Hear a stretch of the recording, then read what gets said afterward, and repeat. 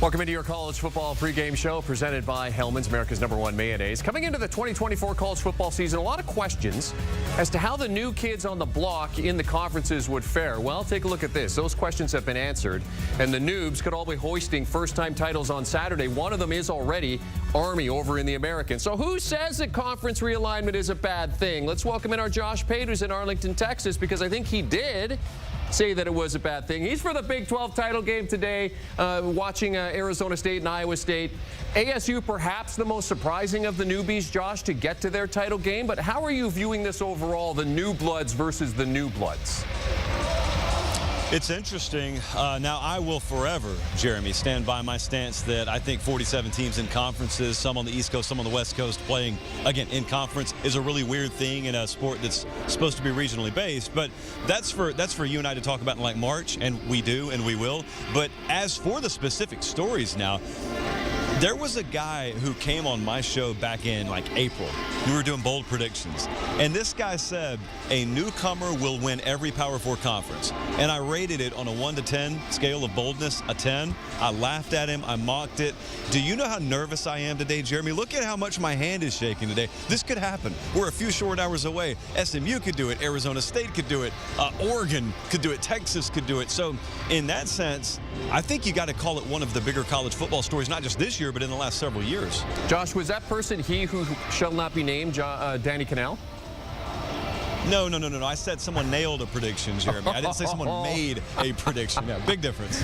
Wow, okay, well, good thing Daddy's not listening. As mentioned, you're at the Big 12 title game. The current CFP rankings and the bracket have the Big 12 winner playing a first-round game and not getting the bye. Boise State getting the bye. But, Josh, in your opinion, should the Big 12 champion, a Power 4 team, get a first-round bye? Yes, they should. No, they will not. You got to be really careful with the language you used. Or the language I use. So based on the way we go into this weekend and the way the committee's rankings look, as far as I was concerned, as long as Boise won by 1 point, they were good. They were going to have a first-round bye. Based on the way those rankings look, that's the way it should happen. There is an entire separate compartment where I have my own personal feel on how the rankings should have looked, and it's my belief that you can reward the Boise States of the world all you want to, but it's got to be congruent with reality.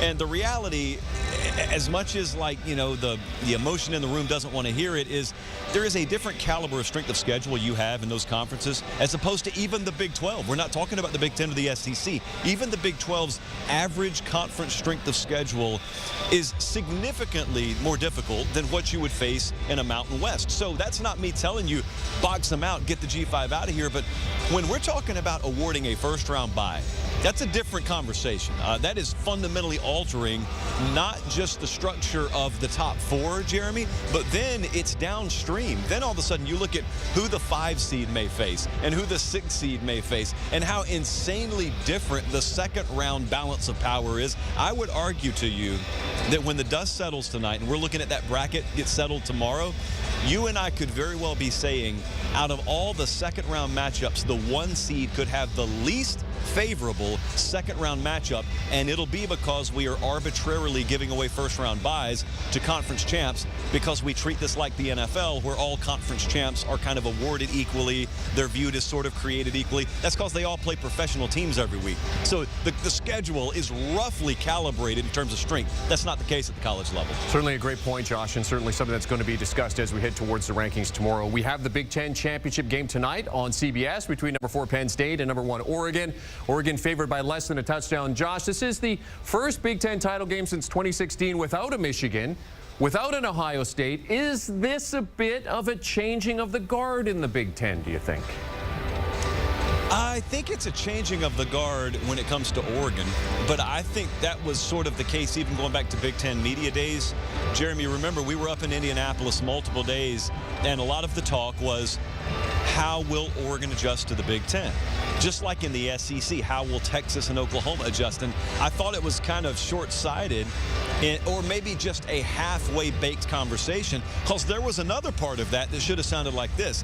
How will the Big 10 adjust to Oregon? I mean, Oregon immediately, once they stepped foot in the Big 10, was the #2 recruiting program and #2 talent roster in that conference, the only competition being Ohio State, who, by the way, they finished higher than in this last recruiting cycle, who they beat on the field this year already. So it's a changing of the guard.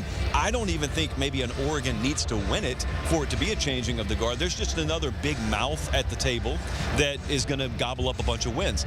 Over on the Penn State side, though, if they were to win it, I think it's a much bigger story, Jeremy, because I think if, whether it's right or wrong, I think if Oregon wins this game tonight, it will be viewed as, congratulations, you won the Big Ten, but you didn't have to go through Ohio State a second time. Whether that's right or wrong, that's how people will frame it. If Penn State wins, they will be viewed as absolutely having gone through the same caliber of team that they haven't been able to get the job done against, your Ohio States and your Michigans in years past.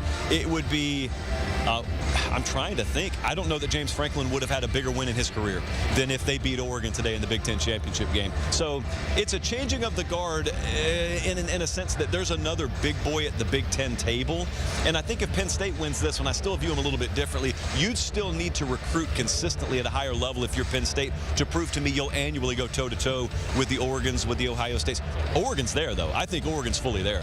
Well, and that's one of the things that we've talked about all week is the fact that if Penn State was to win this game, it could be a program-altering win, taking down a #1 team in the country. Speaking of Oregon, they played in the Pac-12 title game last year and lost, so Dan Lanning is also trying to win that big game. What would a Big Ten title mean for Lanning and this Oregon program? Well, I think it would shake up the entire structure. I think it would be good for the Big Ten, to be honest with you, Jeremy. I think a lot of times you just need the baseball bat to the face. That's a metaphor they were using for the Washington game last week. But I also think it would be metaphorical to what it would do to the conference. There's nothing like someone new walking into your house and immediately owning the house. And if Oregon and Dan Lanning walk in and they own the house by winning the thing, by winning the Big Ten championship, oh, it's huge validation for him. It's huge validation for the way they do things. But I want you to think beyond Eugene, Oregon, and think about the signal that it would send to everyone else. Because everyone else in the Big Ten sort of look down their nose at your Oregons and your USCs coming in saying, oh, they're going to have to adjust. There's that word again, they're going to have to adjust. Well, if their way of doing things, as it turns out, was good enough to win your conference right off the bat all along, maybe your conference needs to level up instead of Oregon needing to level up. And I remember being a kid in the South when Urban Meyer came to Florida. And everyone looked at him coming to Florida, Jeremy, and they said, man, the SEC's about to teach Urban Meyer a thing or two about how Southern football's played. Urban comes in and dominates at Florida. And what happened in the aggregate is Urban Meyer actually changed the way the SEC went about doing things. I think a Lanning and Oregon win could serve the same purpose in the Big Ten. All right, Josh Pate joining us from Arlington, Texas, as he gets set for the Big 12 title game coming up at noon Eastern time. Thanks, Josh. And, of course, for more from Josh, be sure you're checking out Josh Pate's College Football Show. It airs live on YouTube Tuesday, Thursday, and Sunday at 8 p.m. Eastern time.